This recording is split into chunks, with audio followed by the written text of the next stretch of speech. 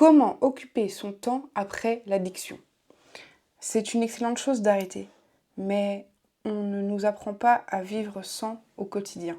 J'ai tardé à faire cette vidéo car je voulais vous filmer les activités que je fais pour pallier au manque psychologique. Au final, ce sont des temps pour moi et je pense pas toujours à filmer. D'autant plus que je voulais faire quelque chose d'esthétique, donc clairement... Voilà, c'est ça qui m'a freinée et je préfère vous parler brut, face cam et qu'on discute ensemble.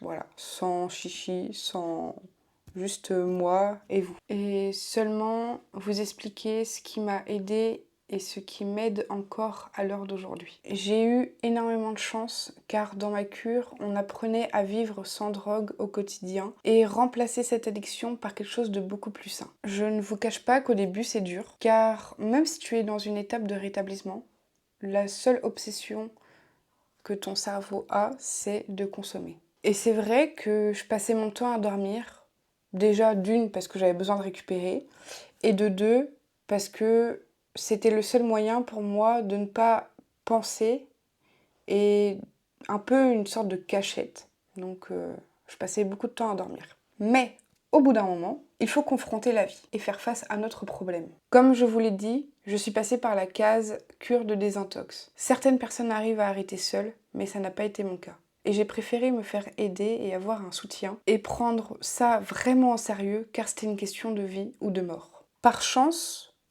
ou du moins par choix, j'ai été soutenue du début jusqu'à la fin, même si en soi il n'y a jamais de fin, car un dépendant restera dépendant même après avoir arrêté. Déjà, premièrement, on réapprend à dormir et à manger. En gros, ravoir un rythme journalier, donc c'est-à-dire un cycle de 24 heures. Car pendant cette addiction, on perd tous nos repères de base et on est obligé de réapprendre ceci car on est complètement décalé de la vraie vie. Donc, dans un premier temps, on réapprend ces choses bêtes, mais qui est tout à fait essentiel pour notre rythme biologique et physiologique. Après, une fois qu'on a réintégré cette étape, nous pouvons passer à l'étape supérieure, qui est d'apprécier les choses simples de la vie qui nous entourent, qu'on avait oubliées malheureusement. Comme par exemple contempler un oiseau dans la nature, le vent qui frôle sur notre peau, admirer ce qui nous entoure et s'émerveiller sur des choses simples. C'est très dur comme exercice, surtout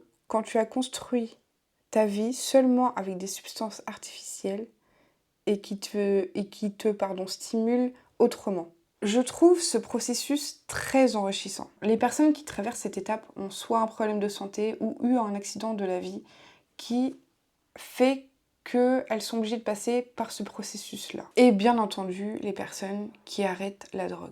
Traverser n'est pas le bon mot, je dirais plutôt qu'ils prennent conscience de la chance qu'ils ont d'être ici présents. Donc maintenant que nous avons posé les bases, je peux enfin vous citer ce que j'ai fait pour remplacer la consommation par quelque chose de beaucoup plus stimulant et de beaucoup plus sain pour ton cerveau et ton corps, sans le mettre en danger. Pour ma part, j'ai commencé...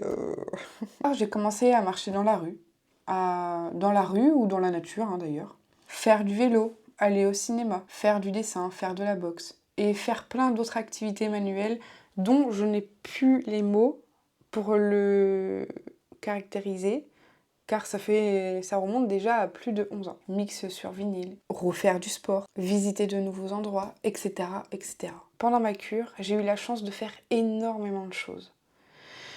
Après, en soi, j'avais pas vraiment le choix parce que les téléphones étaient interdits et en fait, il fallait bien s'occuper et heureusement qu'il y avait les éducateurs qui étaient là avec nous pour nous aider à pallier notre envie de consommer, à faire quelque chose de beaucoup plus sain, tout en stimulant ton cerveau.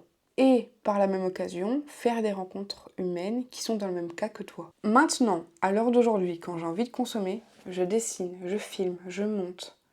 Qu'est-ce que je fais d'autre Je colorie, j'écris, je me balade avec mon chien, etc., etc. Je fais plein de petites choses comme ça. Dès que j'ai envie de consommer, hop, mon cerveau, il faut qu'il soit focalisé sur quelque chose de bien précis pour ne pas penser à consommer. Voilà, tout simplement. Et toutes les activités dont je vous ai citées sont gratuites. Après, de temps à autre, je vais aller faire du patinage artistique, du roller. Donc bon, ça a un petit coût, mais au moins ça me permet d'être concentrée sur quelque chose, tout en me libérant l'esprit, tout en bougeant mon corps. Et puisque voilà, il y a certaines personnes qui... Moi, je préfère dessiner que de faire du sport. Ça n'a pas toujours été le cas, mais si vous préférez faire du sport, il n'y a aucun souci. Il y a plein de sports gratuits. Vous allez courir dans la rue, c'est gratuit. Enfin bref, voilà. C'était juste pour vous donner quelques idées. Les activités manuelles sont très sous-cotées, je trouve, mais sont essentielles à notre bien-être. Car ton esprit est concentré sur quelque chose de bien précis, comme je vous l'ai dit, et du coup, cela évite que tu rumines sans cesse à la drogue. Car ton esprit est concentré sur quelque chose de bien précis, mais d'ailleurs, les activités manuelles ne sont que bénéfiques dans notre quotidien. Parce que cela aide... Enfin bref, vous avez capté quoi. Allez, je vous laisse.